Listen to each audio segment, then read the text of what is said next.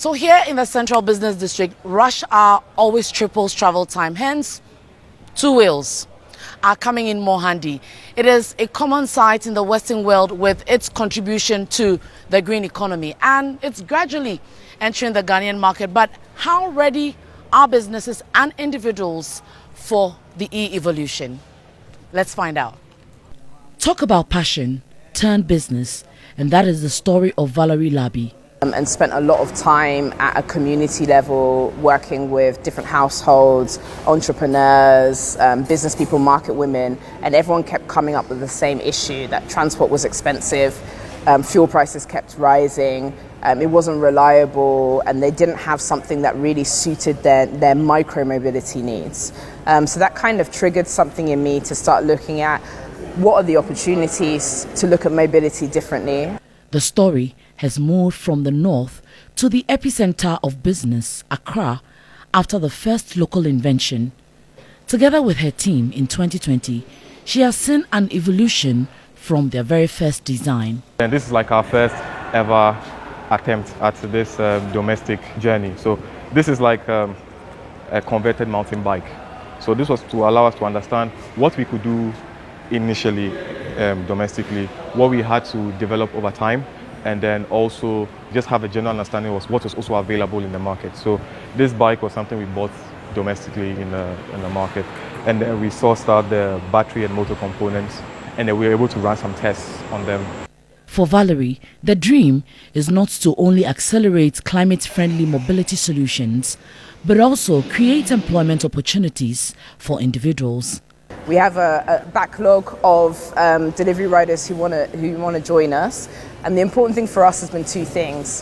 When you're talking about affordability, we've made sure that we break down the payments into weekly payments, so you actually subscribe to own over 18 or 24 months. So that's how we've tried to make it affordable. The second thing for us is we don't just give you the bike.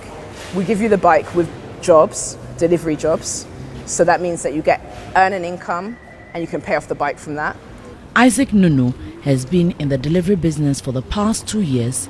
He says the e-bike has enabled him save a colossal amount.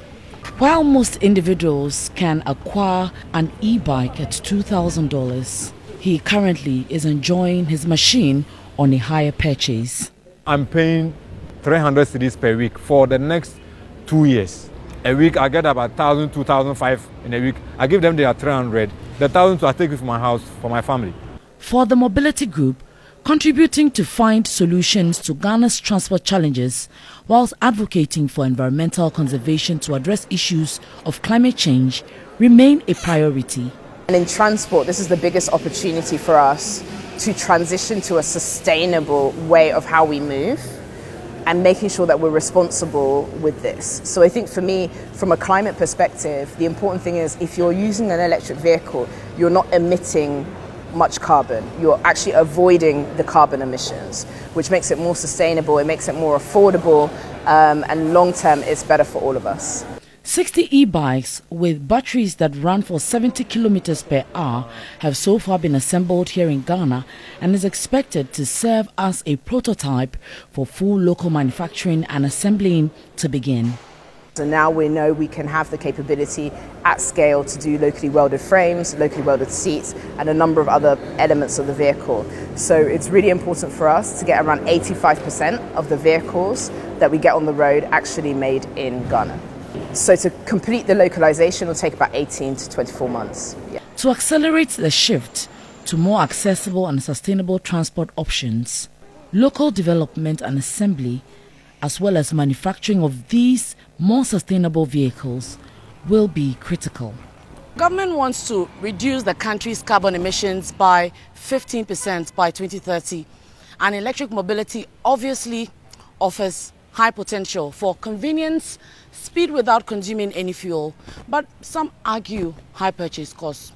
The arguments would continue, but if you ask me, looking at all the hustle and bustle in the Central Business District, Accra, moving in and out, fuel prices seesawing here and there, the choice is yours. E-evolution has come to stay. Nana Ikuya Mensah Brampa, 3 Business, Accra.